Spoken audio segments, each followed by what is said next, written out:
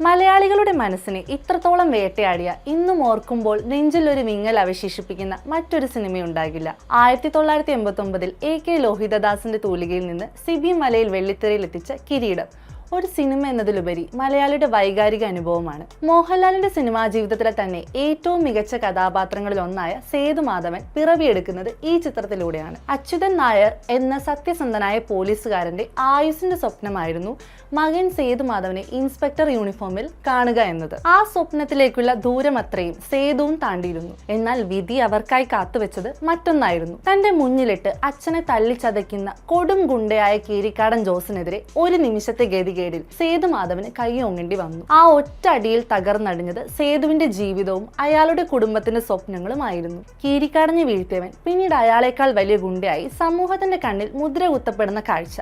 രക്ഷപ്പെടാൻ വഴിയില്ലാതെ ഇരുളിലേക്ക് വീണു പോകുന്ന സേതുമാധവന്റെ ഹൃദയഭേദകമായ കാഴ്ചയാണ് കിരീടം വരച്ചു കാട്ടിയത്. എന്നാൽ ഇന്ത്യൻ സിനിമയിൽ തന്നെ ഈ ക്ലാസിക് ചിത്രം ചിലപ്പോൾ സംഭവിക്കാതിരുന്നേനെ. അതെ, മോഹൻലാൽ ആദ്യം ഒഴിഞ്ഞു മാറിയ, കേൾക്കാൻ കൂട്ടാക്കാതിരുന്ന ഒരു കഥയായിരുന്നു കിരീടത്തിൻ്റെത്. സംവിധായകൻ സിബി മലയിലിന്റെ വാക്കുകളിൽ ആ അണിയറ കഥ ഇങ്ങനെയാണ്.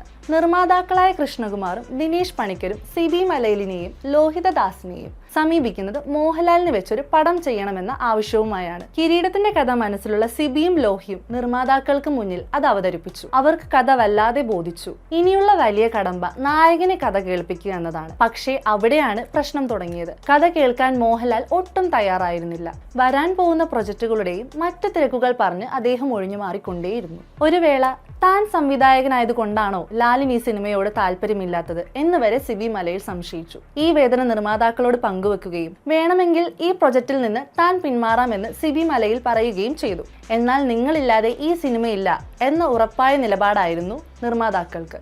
ഒടുവിലേറെ കാത്തിരിപ്പുകൾക്കും ശ്രമങ്ങൾക്കും ഒടുവിൽ ആ നിമിഷം വന്നെത്തി. ലാലിനെ നേരിൽ കണ്ട് സിബി മലയിലും ലോഹിതദാസും കഥ പറഞ്ഞു തുടങ്ങി. തീരെ താല്പര്യമില്ലാതെ എങ്ങനെയെങ്കിലും ഒന്ന് കേട്ട് അവസാനിപ്പിക്കാം എന്ന മട്ടിലായിരുന്നു ലാലിന്റെ ഭാവം. കഥ ക്ലൈമാക്സിലേക്ക് അടുക്കുമ്പോഴേക്കും കസേരയുടെ അറ്റത്തേക്ക് ശ്വാസം അടുപ്പിച്ച് കേൾക്കുന്ന ലാലിനെയാണ് അവർ കണ്ടത്. കഥ പറഞ്ഞു തീർന്നതും ലാലിന്റെ മറുപടി വന്നു. അന്ന് അദ്ദേഹം അഭിനയിച്ചുകൊണ്ടിരുന്ന നാടുവാഴികൾ പൂർത്തിയാക്കിയ ഉടൻ തന്നെ മറ്റെല്ലാം മാറ്റിവെച്ച് ലാൽ കിരീടത്തിനായി ഡേറ്റ് നൽകി. സിനിമ ഓണായി. പിന്നീട് സംഭവിച്ചത് ചരിത്രമാണ്. മോഹൻലാലിന് ദേശീയ അവാർഡിൽ പ്രത്യേക ജൂറി പരാമർശവും നേടിക്കൊടുത്ത ചിത്രം കാലങ്ങളെ അതിജീവിച്ച് ഇന്നും നിലനിൽക്കുന്നു.